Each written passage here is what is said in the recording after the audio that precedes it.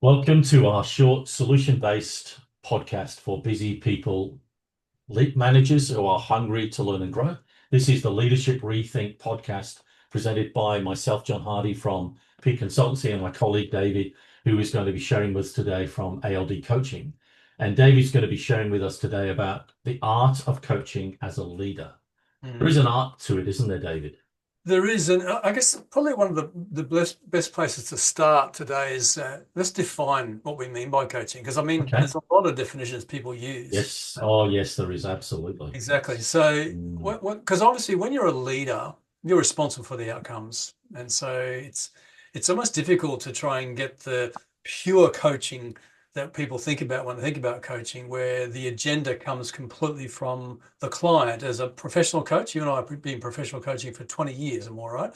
yep. And so our goal is to draw out the agenda of the client. Well, in many ways, as a leader, you've got responsibility for outcomes. And so it's very difficult to try and get into that pure coaching space. So one of the key things is let's define it for a leader. How do they use coaching so that they're actually going to get the most from their staff and see them grow and be more empowered? Because that's what we're ultimately talking about. We're talking Yes, we about are. an Yes. empowering process. So one of the ways to empower people is to help them come to their own conclusions, help them grow in their understanding, and to basically use like active listening and trying to gather and assess where they're at first. And from there, by asking good open-ended questions, when we talk about the whats, the whos, the hows, the whens, all those sort of questions, we're able to then gather how much they know, what they're struggling with, what their values are, and all those sorts of things, which I think a lot of leaders don't do. They Yeah. don't spend the time. I think it could be helpful to break open that active listening dimension because I think that's can be a good punchy word, but what do we really mean by Well, that in coaching? what we mean really is being present, Yeah. slowing down enough to be present with that person. And what coaching allows you to do is to customize your approach to each employee to their needs. So what we're defining coaching as here is, yes, it's asking good open-ended questions. It's stopping enough to recognize that there's some development needed for this person in whatever area they're working in, and then helping them to come to their own solutions and working at addressing issues in the way that suits how they're wired, trying to do Yeah. that as much as possible.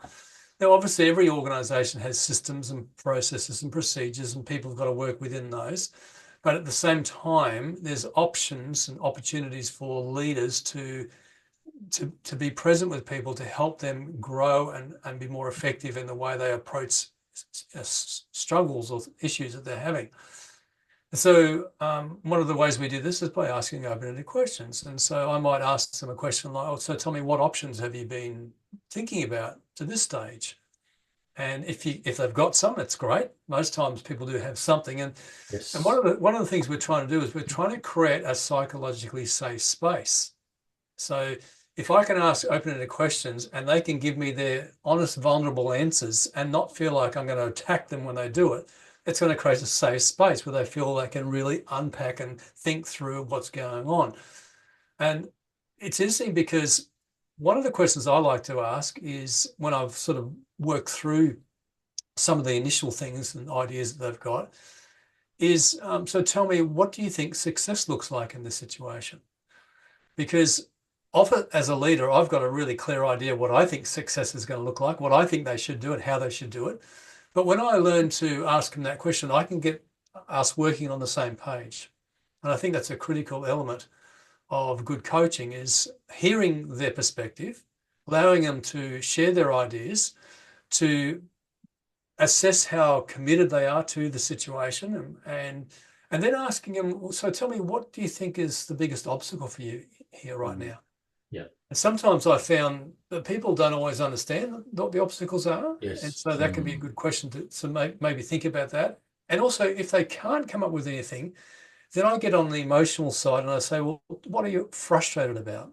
Because a person can't Yes. articulate the obstacle, they can tell you where they're frustrated. Yes. And that's where the obstacles then can be Yeah. articulated, and they can Yes. understand more what's really going on for them. Maybe it's something about their planning processes. Maybe it's other people in their team. Maybe they don't feel like they're resourced enough. There's a whole bunch of reasons why Mm. people feel like they're frustrated and struggling. And as a leader, if I can draw some of those things out in the open, I can help them maybe grow in their capacity to deal with things better next time. Because that's ultimately what we want to do. We want to create Yes. independent critical thinking.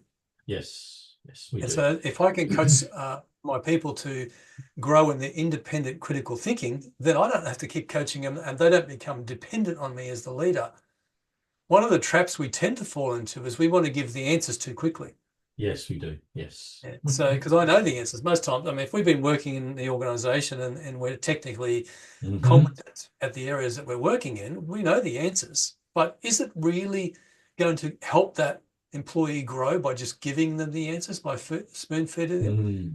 Sometimes, if it's an urgent issue, if it's life threatening, that's going to, potentially Hmm. hurt people or other people, yes, we need to give them answers. Don't plug it into that PowerPoint because it's going to blow up, right? Yes. That's the wrong voltage for the type Yes. of thing you're using. So yeah, fair enough. But most times things aren't like that way. Correct. Yes. And That's the so, danger, isn't it, for leaders to tell rather than ask. So so true. dig into that a little bit more, David, that difference, because I think that's a powerful insight for leaders to grasp. Yes. It takes a while to do it. I mean, it takes a Hmm. while to learn these sorts of questions. They don't tend to come naturally. And so some of the ways you can grow in this area is just write a few questions out, put them near your computer or put them somewhere where you see them regularly. Make sure your Mm. questions start with a what, a how, a when, a where, those sort of questions, because that automatically makes your question open-ended. And so if I'm working with a new employee, I might want to ask them about how they're coping at the moment with the amount of work. I might want to ask some questions about, is there anything at the moment that you need to know more that you don't know? Because I want to try and resource them. Another thing about coaching is that it is also about reflecting back to the other person. It's not just about Mm. asking questions. It can be saying, I've noticed there's some stress. It seems like stress is happening for you here. Is that correct? And sometimes people don't realize they're stressed. But if you reflect back what you're seeing, they can then say, yeah, you're right. I am stressed about this. What is going on here? And so there's ways to draw people out and help them begin to objectively see themselves and recognize there's something going on they need to work on. So And then, of how does course, a yes. yeah, so how does a leader help the person they're coaching not feel like this is a review? Well, that's when you if you're asking questions to lead a person to the answers that you want, then that's not coaching. That's Yes. almost manipulating, right? Yeah. So it's by being genuinely curious with that So person yeah, that's about them great as a language. person and their Yes. educational and empowering process that shows that you care, that you have got time for them, that you want the best for them, that you do want them to succeed in their career and their direction. And so they're key elements of showing up. And it's hard to fake that. So it's about being genuine Yes. with people. Yes. So how should a leader initiate this I right would off say the the back? best thing to How do does is that start work? small. Start small. Yes. Just pick on one person maybe this week. Yes. Say, Yes. I'm going to use some coaching questions with that person this week and see how it goes.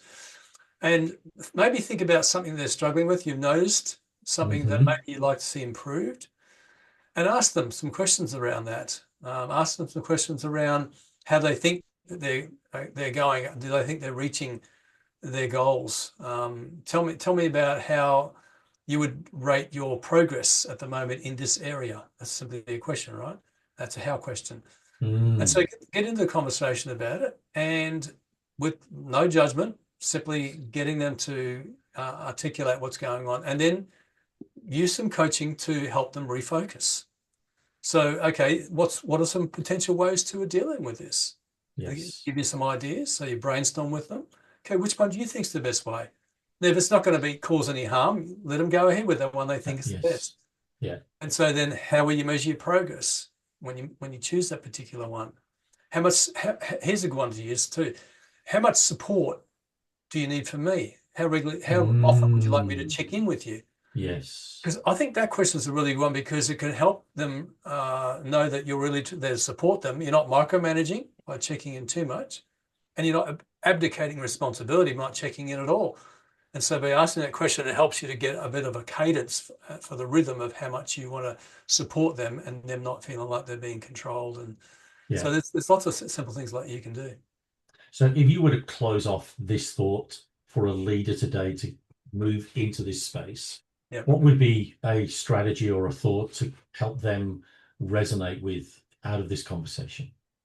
First of all, I'd be reading some books on it, on the topic. Yes. Get some books on business coaching or leadership coaching or anything like that area. Look, almost anything these days can help you. Coaching your employees, something like that. The second thing I would do is I'd write a number of open-ended questions, put them by my desk.